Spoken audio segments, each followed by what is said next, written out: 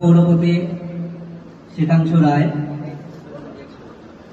শালচাপড়া থেকে আমাদের শক্তি কেন্দ্রের প্রমুখ,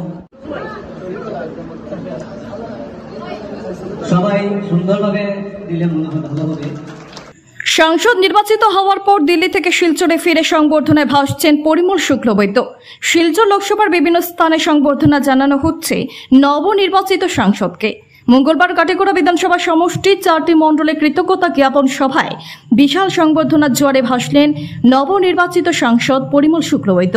এদিন পরিমল শুক্লবৈদ্যকে কাটিগড়া বিধানসভা সমষ্টির পশ্চিম কাটিগড়া, কালাইন কাটিগড়া ও বদরপুর 5 গ্রাম মণ্ডলের বিশেষ সাংগঠনিক সভা ও কৃতজ্ঞতা জ্ঞাপন অনুষ্ঠানে বিশাল সংবর্ধনা দেওয়া হয়। এদিন প্রথমে পশ্চিম কাটিগড়া মণ্ডল বিজেপির কৃতজ্ঞতা সভা অনুষ্ঠিত হয় দিগরখাল হাই স্কুলের হলে। পরে কালাইন মণ্ডল বিজেপির সভা অনুষ্ঠিত হয় কালাইন বাজারে। কাটিগড়া মণ্ডলের সভা অনুষ্ঠিত হয় কাটিগড়া মণ্ডল বিজেপির অফিসে এবং বদরপুর 5 গ্রাম মণ্ডলের সভা অনুষ্ঠিত হয় বদরপুর আশীর্বাদ বিবাহ ভবনে। সভাগুলোতে সাংসদ শুক্লবৈদ্য সবাইকে ধন্যবাদ জানিয়ে বক্তব্য উপস্থাপন করেন। Bureau report, daily Barak. শিলচরের সাংসদ হিসেবে সত্যিকার অর্থে আমরা রাষ্ট্র সেবা করতে পারি। আমি এই কথাগুলো এই জন্য বললাম যে আমরা নির্বাচনের আগে বলেছি রাষ্ট্র সেবা করব, আর রাষ্ট্র সেবা শুধু সাংসদ হিসেবে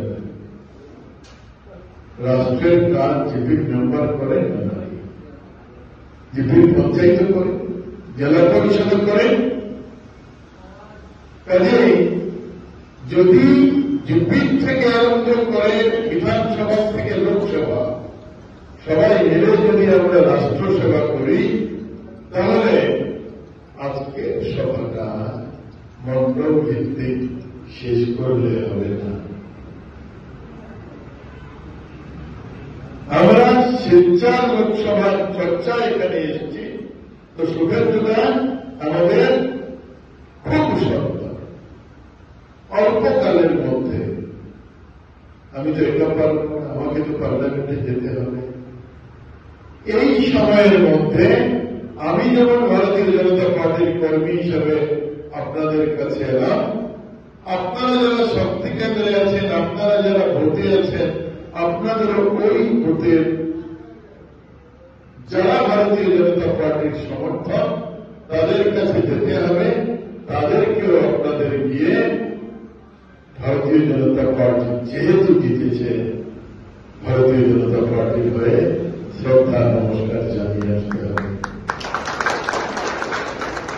এই কাজ ভারতীয় জনতা পার্টির হয়ে আপনাদের করতে হবে। আর আমি শপথ নেওয়ার পরে ভারতীয় জনতা পার্টির লোকসভার প্রতিনিধি হিসেবে আপনাদের সহযোগিতা নিয়ে আমাকেও ওই ডিপি স্তর পর্যন্ত যেতে হবে। 1551টা বুথে আমি খুব